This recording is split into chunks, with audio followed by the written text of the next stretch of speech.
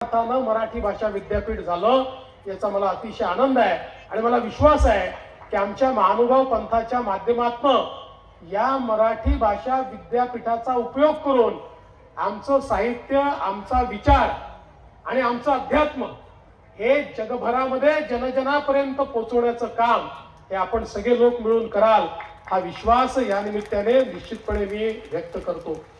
आज खरं म्हणजे या अतिशय चांगल्या कार्यक्रमाच्या माध्यमातून मी मंचावरील सर्व महंत मंडळींना आश्वस्त करू इच्छितो की आपण हे काम हातामध्ये घेतलेलं आहे। जवळपास 20-25 ठिकाणचं काम काही ठिकाणी सुरू झालं आहे, काही ठिकाणी सुरू होत आहे।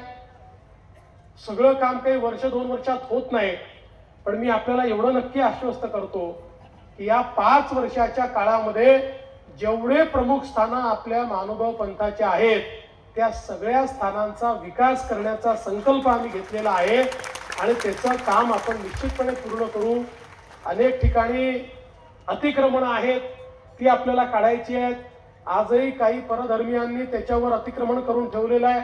प्रयत्नपूर्वक शेवटी चर्चेतनं मार्ग काढण्याचा प्रयत्न करू किंवा मग त्याच्यामध्ये जे काही कायदेशीर कारवाया करायच्या आहेत त्या कायदेशीर कारवाया करू। पण कुठल्याही परिस्थितीमध्ये हे जे काही चांगलं काम आपण सगळे लोक करतात याच्या पाठीशी अतिशय ताकदीनं उभं राहण्याचं काम हे राज्य सरकार करेल हा विश्वास मी आपल्याला देतो। आज या निमित्ताने मगाशी बापूंनी बोलताना सांगितलं की ज्या काही माझ्या आणि बाबाही म्हणाले ज्या काही माझ्या मनोकामना असतील त्या मनोकामना उखळाई विशेष या ठिकाणी पूर्ण व्हाव्यात।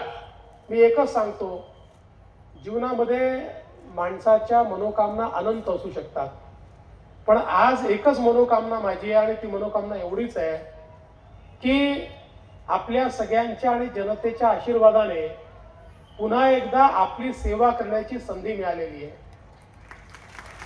मनोकामना एवढीच आहे की जे प्रेम तुम्ही देतात माझं काम असं असावं, मला आशीर्वाद असा मिळावा की माझ्या कामामुळे हे प्रेम तुमचं कधीच आटणार नाही, ते कधीच कमी होणार नाही, ते वाढतच जाईल।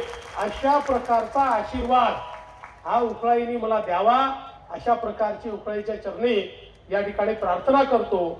आणि या अतिशय चांगल्या कार्यक्रमामध्ये आपण सर्वांनी मला निमंत्रित केलं आणि अतिशय सद्भाग्य आहे की या ठिकाणी दर्शन घेण्याची संधी मला मिळाली। त्याबद्दल आपल्या सर्वांचे अतिशय मनापासून आभार मानतो। शांतपणे आपण इतक्या वेळापासून बसलात त्याबद्दल आपल्या सर्वांचे आभार मानतो।